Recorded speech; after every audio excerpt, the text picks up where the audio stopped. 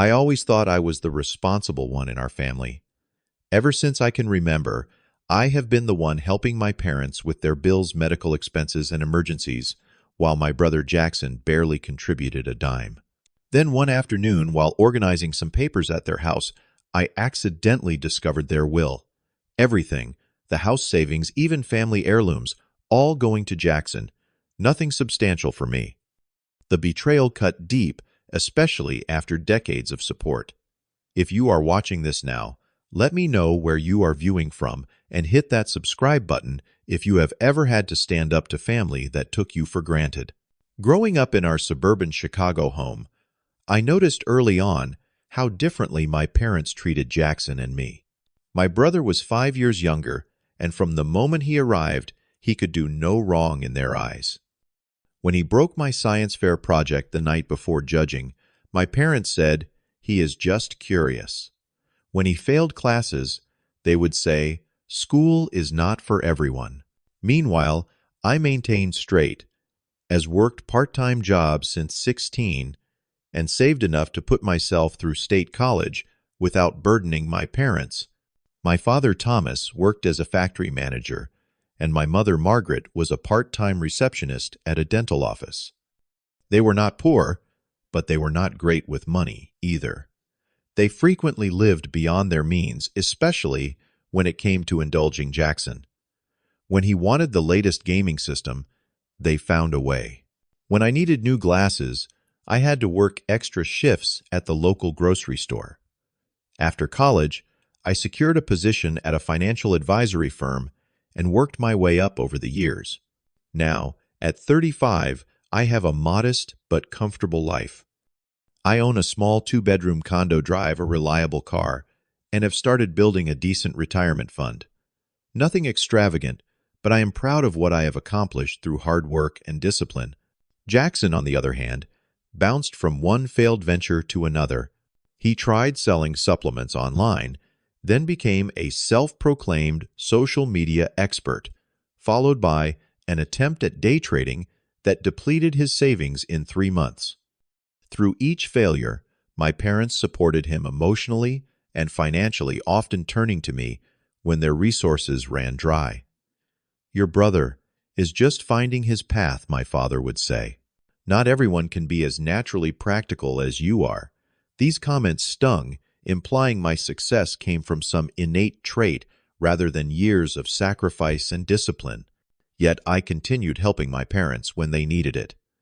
When their roof leaked, I paid the $4,000 repair bill. When the property taxes increased, I covered the difference. When my father needed dental surgery not covered by insurance, I wrote the check for $6,500 without hesitation. Every month for the past 5 years, I have contributed $800 toward their mortgage payment. It started as a temporary arrangement when my father had reduced hours at work, but somehow it became an expectation. I never minded too much telling myself it was the right thing to do. "Family takes care of family," my mother would remind me while simultaneously excusing Jackson from similar obligations. 3 years ago, I met Grace. She is a kindergarten teacher with a heart of gold, but also a straight shooter who sees through pretense. From the first time I brought her to a Sunday family dinner, she noticed the dynamic. They treat you like the family bank, and your brother like the favorite son, she observed on the drive home. "Does that not bother you?" I defended my parents then, explaining that Jackson had always struggled more than me, that helping them gave me satisfaction. Grace accepted my explanation, but remained skeptical. These Sunday dinners became a regular reminder of my place in the family hierarchy. My mother would ask detailed questions about Jackson's latest scheme, a dropshipping business that was just about to take off, while showing minimal interest in my recent promotion.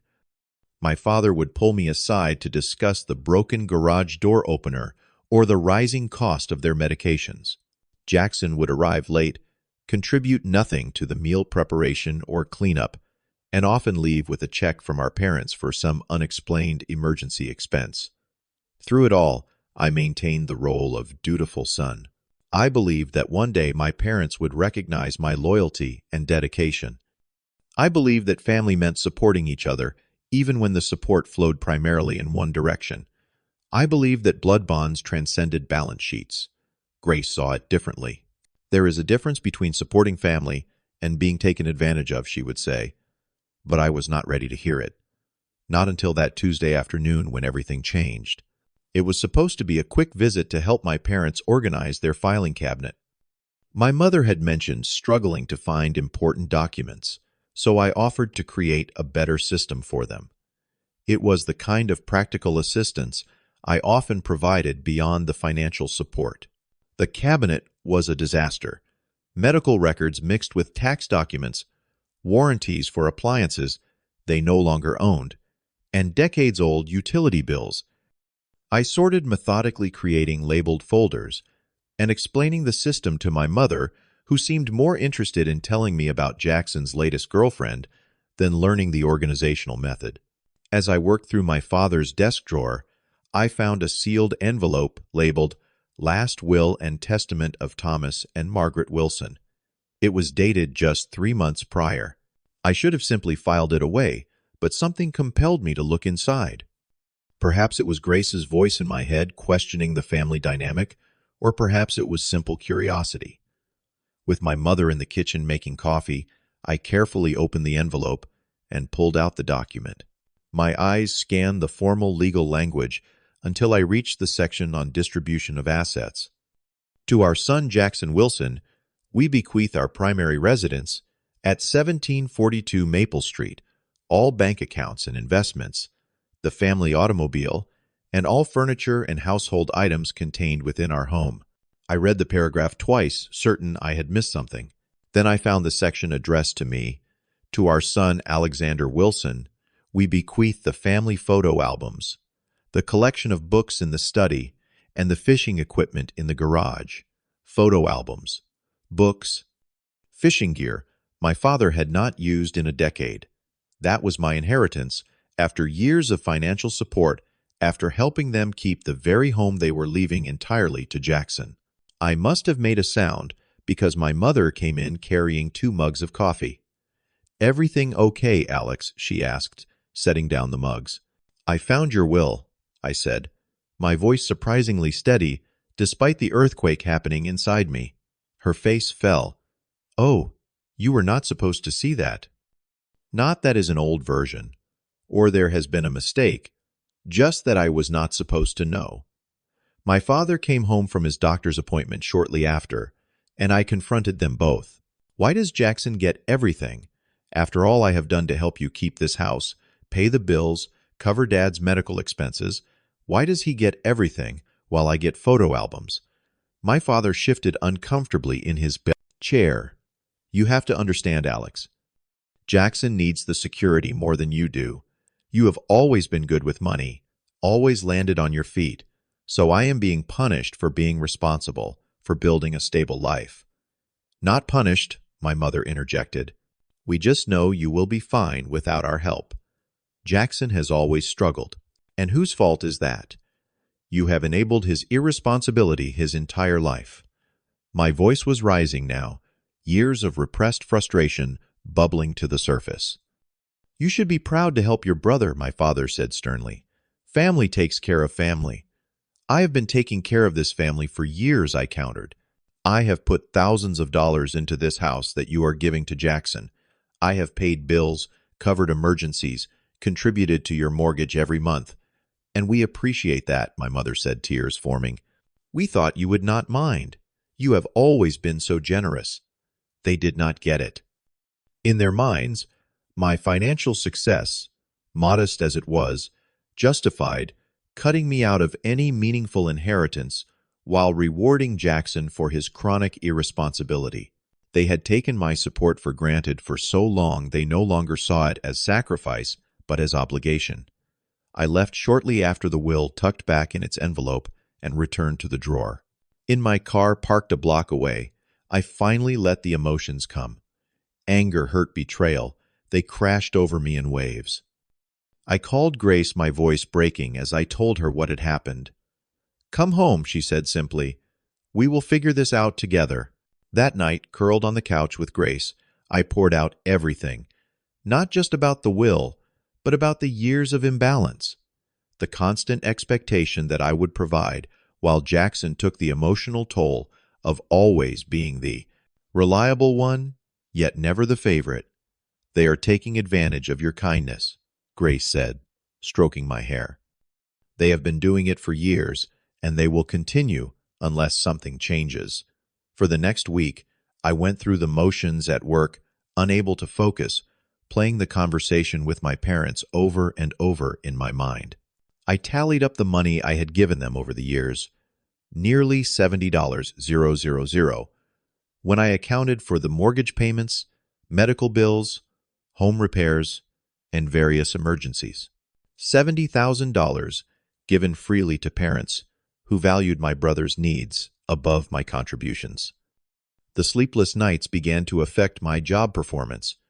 My supervisor noticed my distraction during an important client meeting and expressed concern. Even my weekly basketball game suffered, as I missed shots I normally made, with ease my mind elsewhere. Something had to change, not just for my financial well-being, but for my mental health, for my self-respect. You need to stop enabling them, Grace said one evening, as we discussed my options. Just like they have enabled Jackson, you have enabled their treatment of you. She was right. The pattern would continue indefinitely unless I broke it. The decision crystallized I would stop financial support without drama or ultimatums. Simply stop and establish new boundaries. I made one final mortgage contribution, with a note explaining it would be the last. I need to focus on my own financial future, I wrote. I love you both, but I can no longer supplement your expenses. For 2 weeks after sending my final payment and note, I heard nothing from my parents. No acknowledgement, no discussion, no apparent concern about how they would manage without my financial support. The silence was telling. Either they did not believe I was serious, or they were strategizing their next move. The first salvo came in the form of a text from my mother. Medical bill came today. $340 for your father's heart medication. When can you send the money? No recognition of my note. No discussion of how my decision affected them, just an expectation that, despite what I had clearly communicated, I would continue as their financial safety net. I responded with simple clarity. I am no longer able to cover these expenses. As I explained in my note, I need to focus on my own financial obligations. My phone rang almost immediately. It was my brother. What the hell, Alex? Mom says you are refusing to help with Dad's medications. Are you trying to kill him or something? Jackson's voice was accusatory, as if I had committed some unforgivable betrayal. I have been helping for years, Jackson. Years of paying bills, covering the mortgage, handling emergencies. It is your turn to step up. You know, I cannot afford to help right now. My business is just starting to gain traction, and every dollar needs to go back into inventory. I had heard variations of this excuse for over a decade, always on the verge of success, always needing just a little more time before he could contribute. You have been saying that for 10 years, I replied calmly. Meanwhile, I have put my own financial goals on hold to support Mom and Dad. That stops now. So what?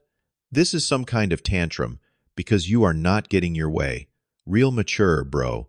I found the will, Jackson. Silence on the other end.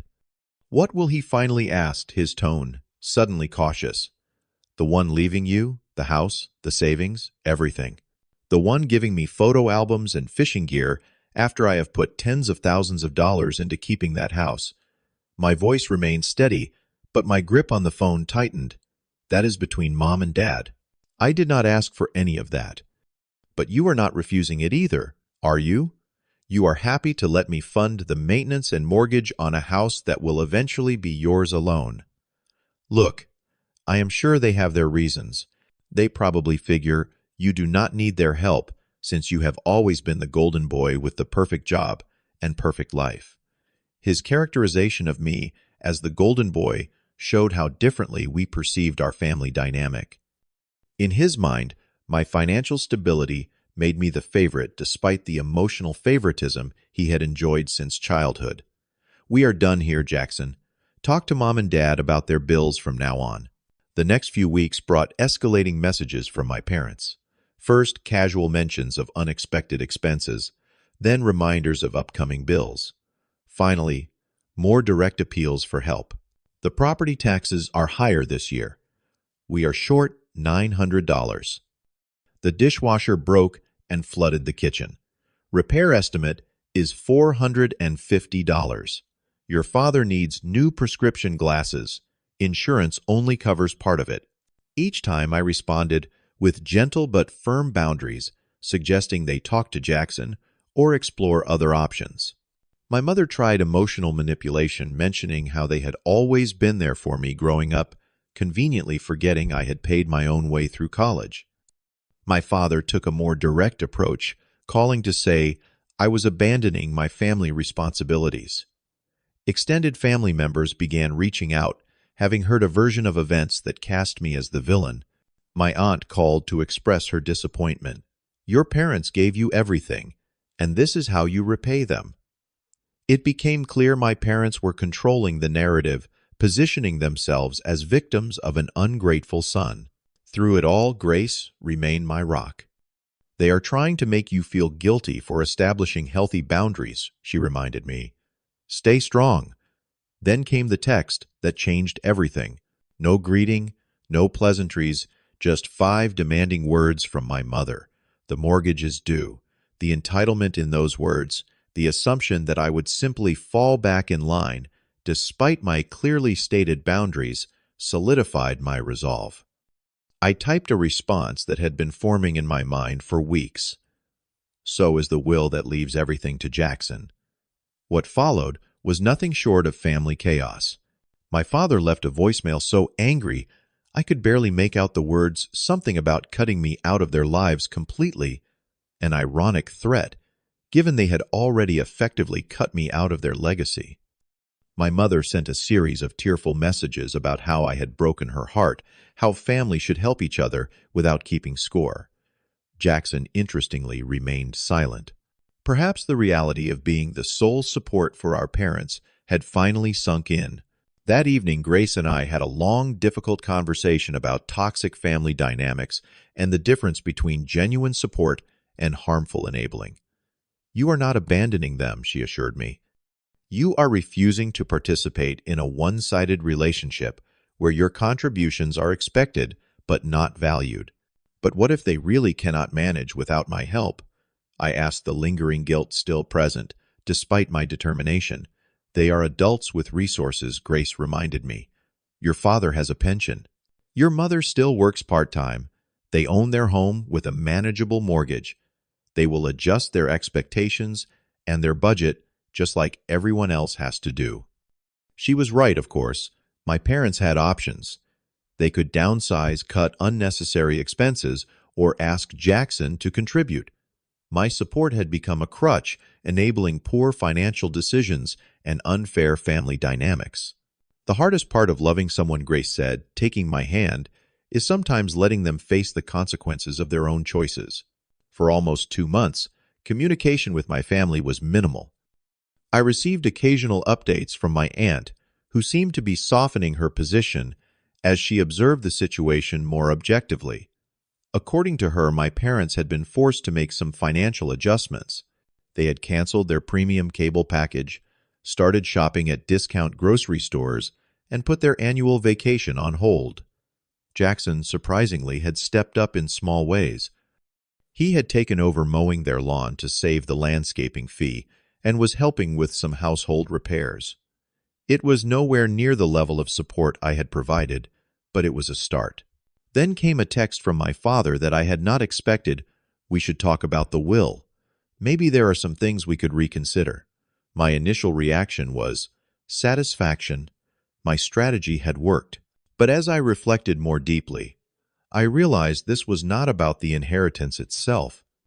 It had never been about the house or the money.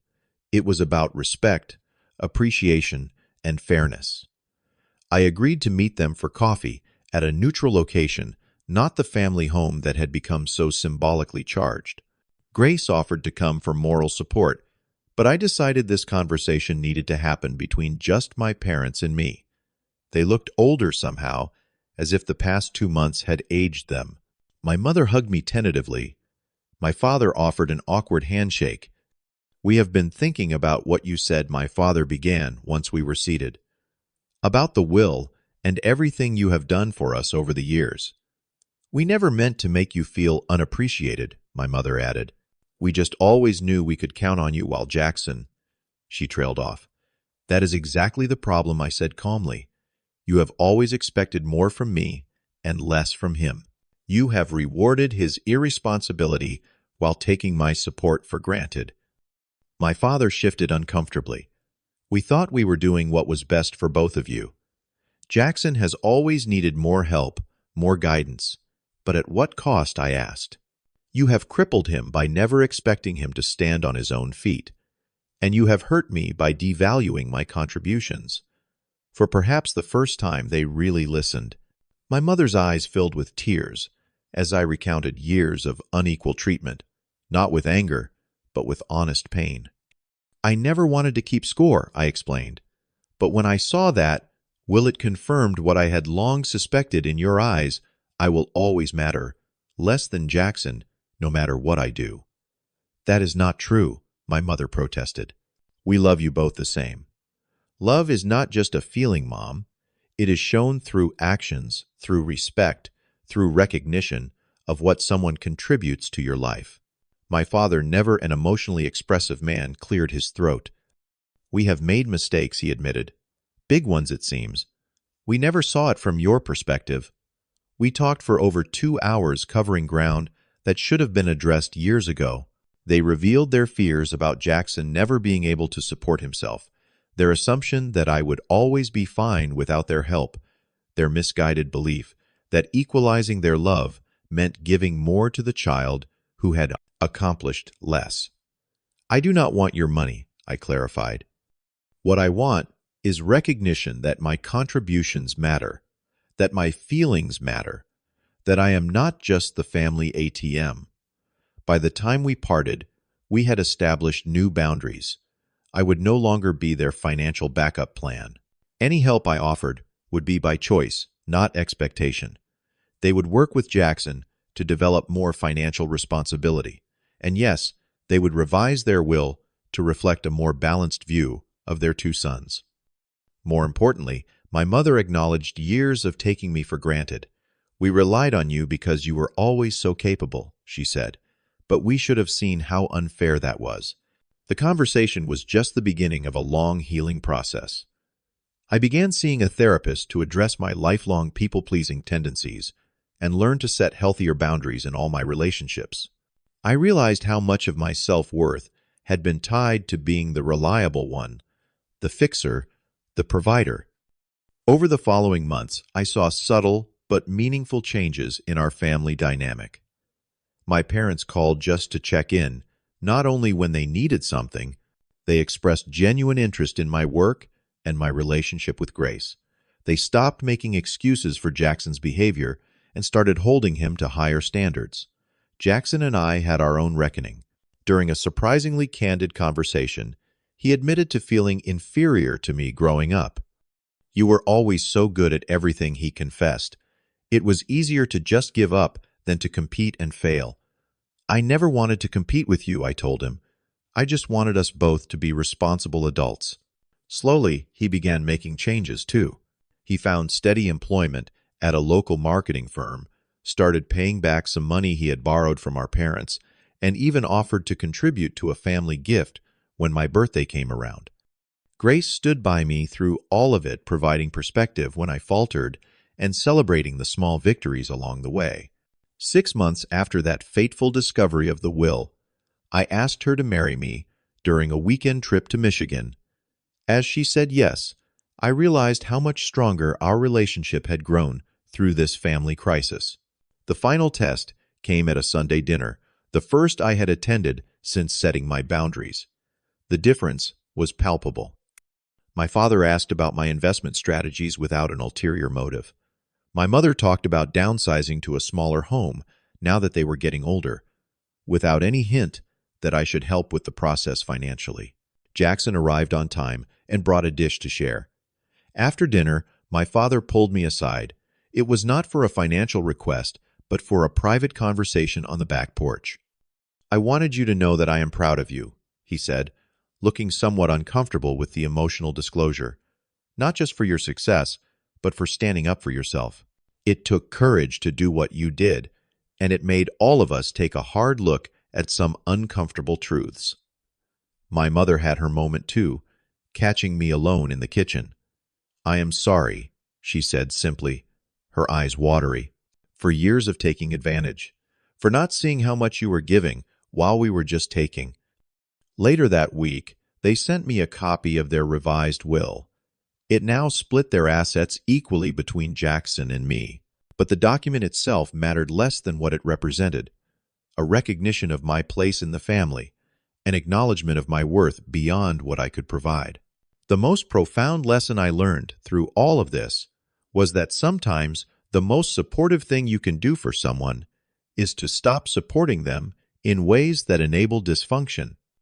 By refusing to continue in my role as the family bank, I had actually helped my parents and brother grow into more responsible, conscious versions of themselves, and I had grown too. I had learned that self-respect must come before self-sacrifice, that healthy love has boundaries, that true family support flows in multiple directions. If you have ever found yourself in a similar situation, remember that setting boundaries is not selfish. It is often the most loving thing you can do, both for yourself and for those who have come to take your support for granted. I would love to hear your stories in the comments below about times you had to establish boundaries with family. Have you ever had to make a difficult decision like mine to help someone grow? Hit like if this story resonated with you, subscribe for more real-life experiences, and share this video with someone who might need to hear this message today. Thank you for listening, and remember, sometimes the hardest thing to do is to stop helping someone who has come to expect it, but it is often the only way for both of you to grow.